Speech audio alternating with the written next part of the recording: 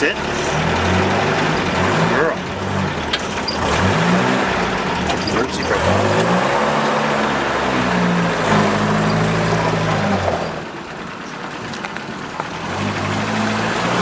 It doesn't have much power and doesn't handle that well. They were not very good four-wheel drive vehicles. They weren't good on the open road.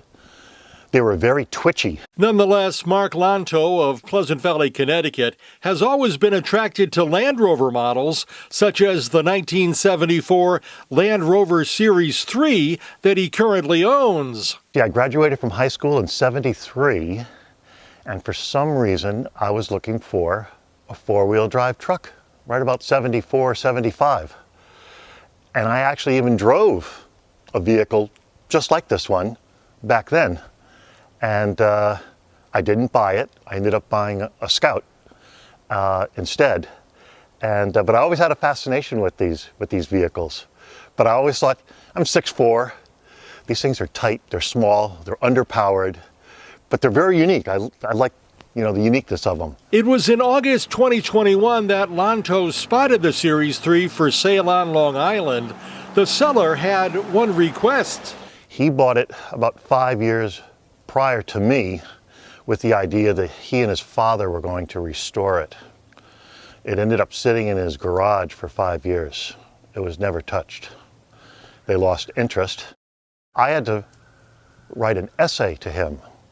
He didn't want me to buy it and sell the pieces. He wanted someone who was going to restore it. I enjoy restoring cars. I guess my essay satisfied his concerns.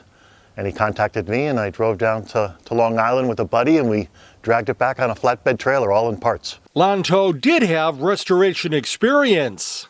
About 20 years ago, I restored a 1956 MGA, and that I've always enjoyed British cars. And so I guess those two things come together, and I convinced him somehow. He was a rather young fella. He had just graduated from college, and this was supposed to be a college project for him and his dad. It never took off. The price was reasonable, $6,000. Considering that it has a brand new galvanized frame that sells for almost $4,000, it was very fairly priced.